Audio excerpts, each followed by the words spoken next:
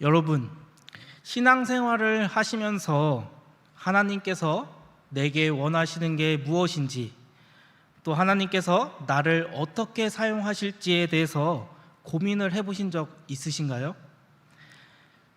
청소년을 대상으로 하는 수련회에 가면은 이런 질문에 대한 답을 찾을 수 있도록 해주며 그들에게 비전과 꿈을 심어줍니다. 자기 자신을 되돌아보고 하나님과의 관계를 새롭게 다지며 하나님께 쓰임받는 존재가 되도록 하는 것이죠. 근데 이러한 것들이 청소년과 청년에게만 해당하고 나이가 어느 정도 들면은 상관이 없는 일일까요? 우리가 잘 알고 있듯이 하나님께서는 모세를 80세에 부르셨습니다. 하나님 앞에 나이는 숫자에 불과할 뿐입니다. 모든 그리스도인에게는 하나님의 부르심이 있습니다. 그 부르심은 무엇일까요? 특별한 일을 하는 것이 부르심일까요? 오늘 본문 말씀에는 하나님과 엘리야와 엘리사가 등장합니다. 본문의 시작은 하나님과 엘리야가 만나는 장면입니다. 엘리야는 자신을 죽이려는 이세벨을 피해 호렙산에 이르게 되었습니다. 그는 그곳에서 세미한 소리 가운데 하나님을 만나게 됩니다. 하나님께서는 엘리야에게 세 사람, 즉 하사엘과 예후와 엘리사에게 기름을 부으라고 명령하셨습니다. 또한 혼자만 남아있다고 느끼는 엘리야에게 바알에게 무릎 꿇지 않는 7,000명이 남아있다고 말씀하십니다. 그 후에 19절에서 21절에서는 엘리야와 엘리사가 만나는 장면이 등장합니다. 엘리사는 엘리야를 따르기 시작하며 그의 후계자의 길을 걷게 됩니다. 당시 사람들은 엘리야와 엘리사를 비롯한 선지자들을 하나님의 사람이라고 불렀습니다. 이는 하나님의 말씀을 대언하는 그들이 하나님께서 부르시고 세운 사람이라는 것을 보여줍니다. 선지자 이전에는 모세와 다윗에게도 하나님의 사람이라고 불렸는데 이는 그들이 하나님과 특별한 관계임을 보여주고 있습니다. 신약에 들어서는 하나님의 사람이라는 단어는 그리스도인을 향하여 쓰이게 됩니다. 디모데전서 6장 11절에서 12절의 말씀을 우리 한 목소리로 같이 읽도록 하겠습니다. 오직 너 하나님의 사람아 이것들을 피하고 의와 경건과 믿음과 사랑과 인내와 온유를 따르며 믿음의 선한 싸움을 싸우라. 영생을 취하라. 이를 위하여 내가 부르심을 받았고 많은 증인 앞에서 선한 증언을 하였도다. 아멘. 바울이 디모데에게 하나님의 사람이라고 말할 때 하나님의 사람은 믿음의 선한 싸움을 위해 부르심을 받은 사람입니다. 오늘날 우리는 세상의 가치관이 아닌 하나님의 기준으로 살아가기 위해 믿음의 선한 싸움을 싸우는 그리스도인들입니다. 그런 의미에서 우리는 비록 선지자들은 아니지만 예수 그리스도와 연합한 특별하고 가까운 관계로서 하나님의 사람이라고 할 수 있습니다. 하나님의 부르심은 꼭 특별한 일을 위해서만 부르시는 것이 아닙니다. 우리는 예수님을 믿고 의지하며 하나님의 기준으로 살아가도록 부르심을 받았습니다. 그렇다면 하나님의 사람인 우리가 따라야 하는 하나님의 기준은 무엇일까요? 오늘 본문 말씀을 통해 함께 살펴보고자 합니다. 첫 번째로 하나님에게 있어 주인공은 내가 아닙니다. 오늘 본문 15절과 16절을 함께 읽도록 하겠습니다. 여호와께서 그에게 이르시되 너는 내 길을 돌이켜 광야를 통하여 다메섹에 가서 이르거든 하사엘에게 기름을 부어 아람의 왕이 되게 하고 너는 또 님시의 아들 예후에게 기름을 부어 이스라엘의 왕이 되게 하고 또 아벨무홀라 사밧의 아들 엘리사에게 기름을 부어 너를 대신하여 선지자가 되게 하라. 아멘. 엘리야는 북이스라엘의 아합 왕 때 공식적으로 등장했습니다. 당시 아합 왕은 북이스라엘이 바알을 숭배하도록 만들었습니다. 이로 인해 북이스라엘은 바알을 섬기는 것이 당연한 것이 되었습니다. 엘리야는 이 바알 신앙을 무너뜨리는 것이 자신의 사명이라고 생각했습니다. 오랜 시간 동안 바알에게 집착하여 백성들이 여호와 하나님만을 섬기게 하도록 엘리야는 최선을 다하였습니다. 그러나 엘리야는 왕비인 이세벨이 자신을 죽이려 하자 육체적으로도 정신적으로도 무너지게 됩니다. 그런 상태로 엘리야가 찾아간 곳이 호렙산이었습니다. 하나님께서는 호렙산에서 엘리야를 만나 주시며 그의 뒤를 이어 바알을 상대할 세 사람에게 기름을 부으라고 명령하십니다. 이들은 하사엘과 예후와 엘리사입니다. 하사엘은 아람의 왕이 되게 하고 예후는 북이스라엘의 왕이 되게 하고 엘리사는 자신의 후계자가 되게 하라는 하나님의 말씀입니다. 엘리야가 기대했던 것은 하나님께서 자신을 바알 신앙을 무너뜨릴 수 있도록 회복시켜 주기를 원했을 수도 있습니다. 그러나 하나님은 엘리야가 아닌 세 사람을 통해 바알 신앙을 무너뜨리고자 하셨습니다. 엘리야의 입장을 생각해 보면 이런 겁니다. 회사에서 상사가 시킨 일을 처리한다고 많은 시간을 쏟고 자신을 갈아 넣으면서까지 열심히 해왔는데 갑자기 다른 사람에게 그 일을 넘겨서 마무리하라고 하는 것과 같습니다. 이 일을 겪는다면 화도 나고 속상하지 않을까요? 그러나 엘리야는 하나님 앞에서 불평하지 않았습니다. 엘리야는 바알과의 싸움이 자신이 아닌 하나님의 싸움이라는 것을 알았습니다. 즉 여기서 주인공이 엘리야가 아닌 바로 하나님인 것입니다. 엘리야와 같이 주인공이 아니었던 인물이 있습니다. 바로 우리가 잘 알고 있는 엘리야라고도 불렸던 세례 요한입니다.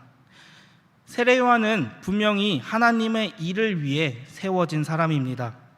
하나님께서는 그를 위대한 선지자로 높여서 사용하실 수도 있었습니다. 실제로 그는 이스라엘에서 가장 유명한 사람이었습니다. 그의 구별된 삶은 사람들에게 존경받을 만했고 그의 설교는 많은 이들이 회개하도록 하며 또 세례를 받게 하였습니다. 사람들은 세례 요한을 따랐고 어떤 이들은 세례 요한이 메시아라고 말하기도 했습니다. 그러나 세례 요한은 자신이 메시아라고 생각하지 않았습니다. 그는 자신의 위치를 알았습니다. 세례 요한은 자신이 메시아의 길을 예비하는 사람임을 알고 있던 것입니다. 그는 내 뒤에 오시는 분의 신발끈을 풀기도 감당하지 못하겠노라 라고 말합니다. 세례 요한은 주인공이 아닌 조연으로서 자신의 사역을 감당했습니다. 제가 신학대학교 1학년으로 입학했을 당시 저의 신앙은 엄청 뜨거웠습니다. 앞으로 하나님께서 제 목회의 길을 평탄하게 열어주시고 또 제 이름을 창대하게 해주실 것만 같았습니다. 또한 하나님께서 저를 특별히 선택해 주시고 또 부르셔서 하나님의 나라를 위해 일하게 하실 거라는 믿음도 있었습니다. 마치 제가 하나님의 일에 앞장서는 주인공이었습니다. 학교에 들어온 다른 동기들은 그냥 신학교에 들어왔지만 저는 하나님의 특별한 부르심으로 신학교에 들어온 것이라고 생각하며 나중에 이런 사역 저런 사역을 하겠지 하며 생각을 하기도 했습니다. 그러나 이 생각은 시간이 지날수록 잘못되었다는 것을 깨달았습니다. 이는 하나님이 저를 부르신 것과는 상관이 없는 제 생각이었던 것입니다. 하나님께서는 저마다 다른 목적으로 가지고 사람들을 신학교로 불러주신 것입니다. 저 또한 특별하게 부르심을 받은 것이 아닌 하나님의 일하심에 있어서 어떠한 목적을 가지고 부르신 사람 중에 한 명이었다는 것입니다. 하나님에게 있어서 주인공은 절대 우리가 아닙니다.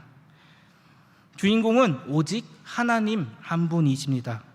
우리는 그 하나님을 위해 일하는 조연입니다. 이 사실을 꼭 기억하시기를 바랍니다. 내가 주인공이 되는 순간 우리는 교만의 길로 빠지기가 너무도 쉽습니다. 하나님만이 주인공이라는 생각을 가지고 내게 주신 사명을 감당하는 모든 성도님들이 되길 바랍니다. 두 번째로, 하나님은 우리를 홀로 두지 않으신다는 것입니다. 본문 18절의 말씀을 같이 읽도록 하겠습니다.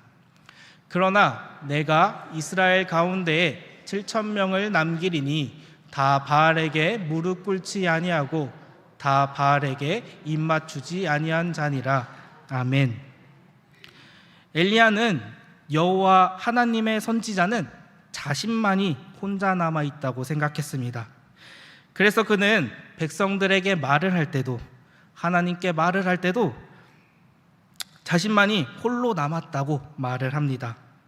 엘리야가 혼자라고 느낄 만도 한 것이, 그는 공식적으로 처음 등장했을 때부터 혼자 활동했습니다. 당시에는 선지자를 양성하는 학교가 존재했습니다. 그리고 선지자들은 공동체를 이루며 생활하였습니다. 그러나 엘리야는 다른 선지자들과 함께 활동하지 않고 독립적으로 활동을 하였습니다.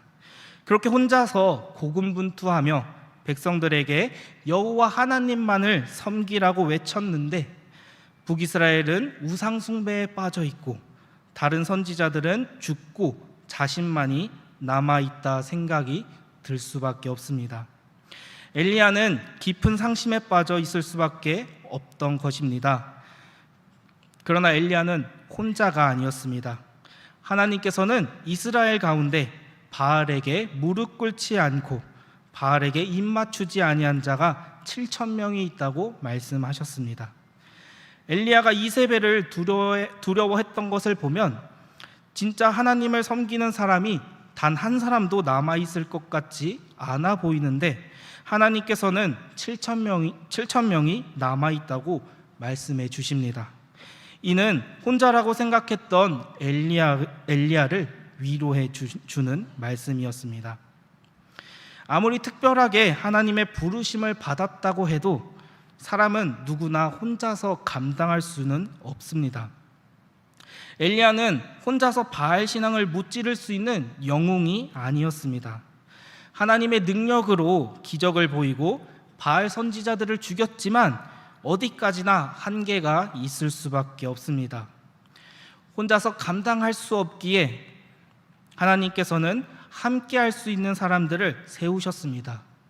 우리가 교회에 나와 신앙생활을 하는 이유도 여러 가지 이유가 있겠지만 함께 믿음의 길을 걸어가기 위해서이기 때문입니다. 하나님께서는 우리를 홀로 두지 아니하십니다. 언제나 우리를 공동체 안으로 부르시고 그 안에서 성숙한 신앙인으로 세워주십니다.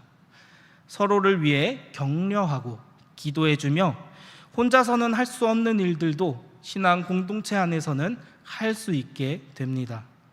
제가 섬기고 있는 아동일부에는 저를 제외하고 18분의 선생님들이 계십니다. 올 한 해를 시작하며 저를 포함해 모든 선생님들이 다 같이 함께 성경 통독을 시작하였습니다. 성경 통독을 해보신 분들은 아시겠지만 결코 쉬운 일이 아닙니다.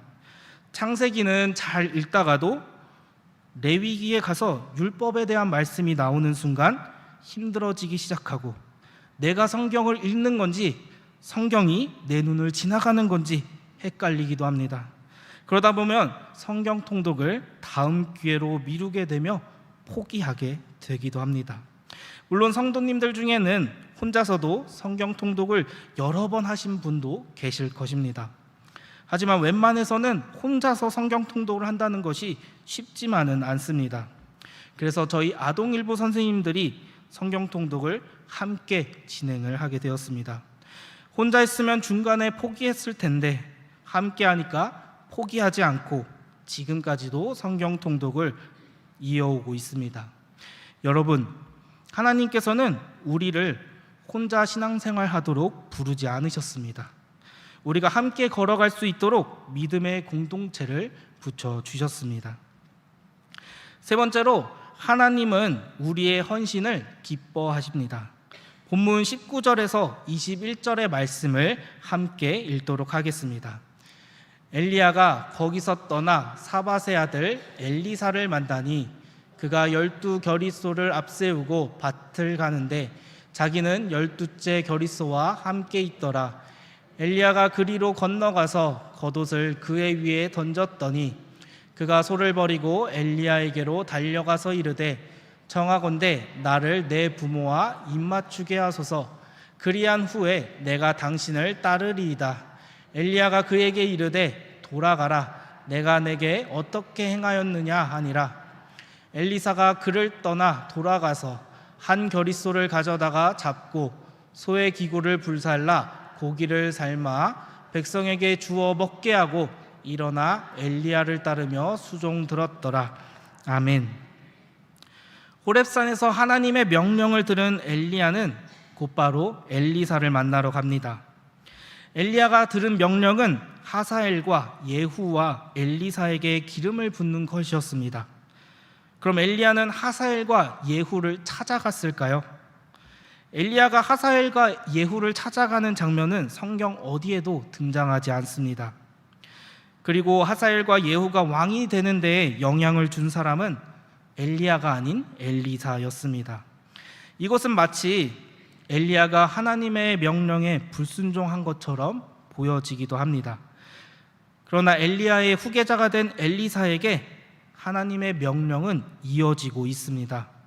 엘리야가 엘리사를 후계자로 세우며 그가 호렙산에서 받은 하나님의 명령을 엘리사가 이어나갈 수 있도록 하였습니다.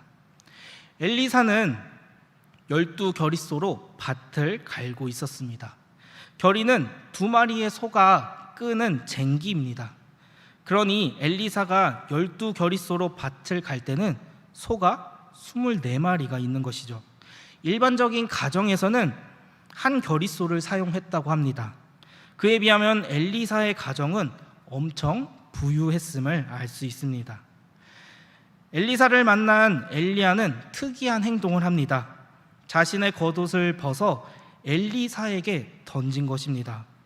엘리사는 이 행동의 의미를 바로 알아차릴 수 있었습니다. 선지자 직분을 상징하는 겉옷을 자신에게 줌으로 엘리야가 자신을 선지자로 부르고 있음을 깨달았습니다. 엘리사는 소를 버리고 엘리야를 따르기로 합니다. 하지만 자신의 부모와 작별할 시간을 달라고 말을 합니다. 엘리사는 집으로 돌아가 자신의 삶을 정리하기 시작합니다. 자신의 생계수단이었던 소를 잡고 쟁기를 불태워 고기를 요리해 사람들에게 나누어 먹게 했습니다. 소를 잡고 함께 식사도 하는 시간이 꽤 걸렸을 것입니다. 엘리사는 이 시간 동안 자신의 과거를 정리하고 하나님의 부르심에 자신을 온전히 드리는 시간을 가졌습니다. 그리고 일어나 엘리야를 따라 떠나게 됩니다. 엘리사가 생계를 포기하는 장면은 예수님의 제자가 되려는 사람이 떠오르게 합니다. 누가복음 9장 61절에서 62절의 말씀을 함께 읽도록 하겠습니다. 또 다른 사람이 이르되 주여 내가 주를 따르겠나이다마는 나로 먼저 내 가족을 작별하게 허락하소서. 예수께서 이르시되 손에 쟁기를 잡고 뒤를 돌아보는 자는 하나님의 나라에 합당하지 아니하니라 하시니라. 아멘. 예수님을 따르려는 자는 엘리사가 헌신했던 것처럼 자신을 헌신할 수 있어야 합니다. 손에 쟁기를 잡고 뒤를 돌아보는 것은 현실적인 문제 앞에 헌신하지 못하는 모습입니다. 예수님은 우리에게 온전한 헌신을 말씀하고 계십니다. 이 헌신은 가족과 생계 모두를 내버리고 신앙생활에만 전념하라는 말씀은 아닙니다. 하나님의 부르심 앞에 계산하지 말고 그분과 함께하기 위해 열정을 쏟으라는 말씀입니다. 제 동기가 사역하는 교회는 이름만 들어도 다 아는 교회입니다. 그 친구는 그 교회에서 대학부를 섬기고 있습니다. 얼마 전 그 친구와 교회 청년들의 이야기를 나누게 되었습니다. 그 친구는 아직 30살도 안 된 그 대학생 청년들이 교회와 교역자를 위해 헌신하는 마음이 너무 커서 자신이 그들을 통해 배우고 있다고 말했습니다. 임원으로 그들을 세워주면 맡겨진 사역에 누구보다 최선을 다하고 해외 선교를 위해 바쁜 시간을 쪼개가며 아르바이트를 해서 돈을 모으고 봉사를 위해 자신의 시간을 할애하는 그들의 헌신이 너무나도 귀하다고 말했습니다.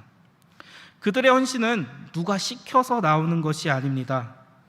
그 신앙 공동체가 하나님만을 주인으로 생각하며 그분의 부르심에 기쁨으로 따르고 있기에 그러한 헌신이 나올 수 있던 것입니다. 하나님께서는 사람을 통하여 일을 하십니다. 하나님께서는 사람이 없이도 일을 하는 분이시지만 사람을 통해 일하심으로 우리와 동행하시며 협력해 나가는 것을 보여주십니다. 우리를 그저 도구로만 보시는 것이 아니라는 것입니다. 그런 하나님께서는 우리의 헌신을 기뻐하십니다.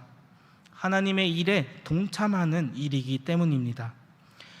여러분, 하나님께서는 우리를 하나님의 사람으로, 하나님의 자녀로 부르셨습니다. 오늘 말씀을 통해 하나님께서는 우리에게 하나님의 기준을 갖고 살아가도록 말씀하십니다. 그 기준은 내가 아닌 하나님을 중심에 두는 것이며 신앙 공동체 안에서 하나님의 부르심에 헌신하며 살아가는 것입니다. 이 사실을 기억하며 성숙한 신앙인으로 살아가는 우리 신일의 모든 성도님들 되시기를 소망합니다. 다 함께 찬송가 438장을 찬양하겠습니다.